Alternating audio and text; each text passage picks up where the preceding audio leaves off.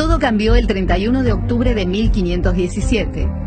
Por eso el mundo entero celebra los 500 años de la Reforma Protestante. ¿Por qué la Iglesia Católica Romana del siglo XVI necesitaba una reforma? ¿Contra qué se protestaba?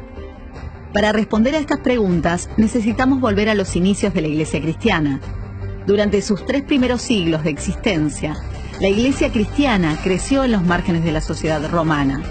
El cristianismo no era una religión lícita para el Imperio Romano, y cada tanto los cristianos sufrieron persecuciones de distinta duración e intensidad. No era fácil ser creyente en aquellos días. Las personas que se sumaban a la Iglesia tenían una verdadera experiencia de fe y un compromiso firme con el Señor. Pero la situación dio un giro drástico cuando en el 313 el emperador romano Constantino legaliza la fe cristiana y le concede muchos beneficios. Lo que para la Iglesia de aquel tiempo pareció ser la mejor de las noticias, pronto tendría consecuencias inesperadas. Los emperadores cada vez tuvieron más influencia en la Iglesia y muchas personas comenzaron a unirse a ella solo para disfrutar de los beneficios terrenales que el imperio ahora concedía a los cristianos. Esto se acentuó cuando en el 380 el cristianismo se transforma en la única religión imperial legítima.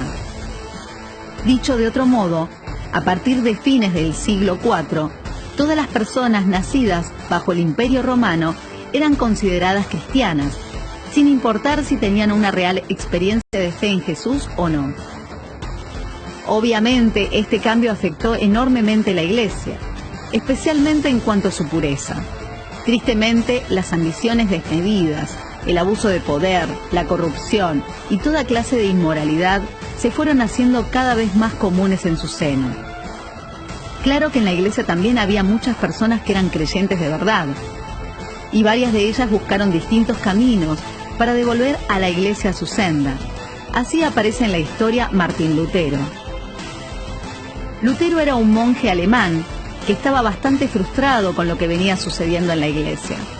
Pero no fue hasta 1517 que para Lutero la gota rebalsó el vaso.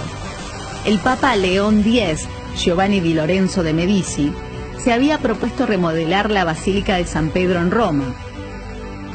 Su majestuoso proyecto era carísimo y pronto necesitó más dinero. Para recaudarlo tuvo una idea: vender indulgencias. ¿Qué eran las indulgencias? Era un papel que, a cambio de una significativa donación de dinero, garantizaba a su poseedor o a alguien de su familia, vivo o ya fallecido, una estadía más corta en el purgatorio.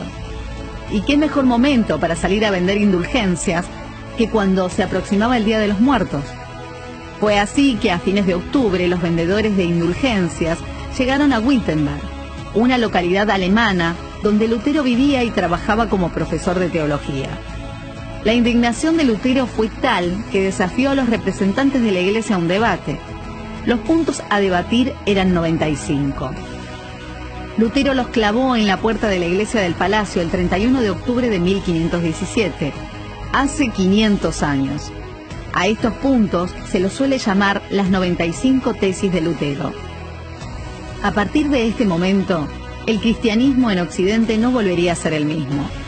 Un flamante invento, la imprenta, facilitó la rápida distribución y circulación de los escritos de Lutero por toda Europa, y pronto miles de personas se sumaron a este movimiento.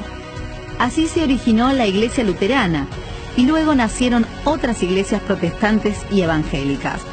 Si bien existen diferencias entre estas distintas iglesias, todas coinciden en sostener 5 puntos que propuso Lutero, también conocido como las 5 solas. Solo la Escritura es la suprema autoridad en materia de fe y práctica.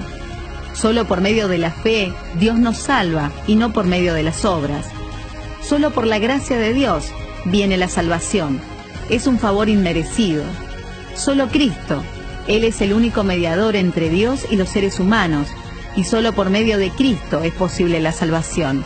Solo a Dios la gloria. Al cumplirse los 500 años de la Reforma Protestante, las iglesias evangélicas recordamos a los que nos precedieron, honramos su memoria, pero damos la gloria solo a Dios.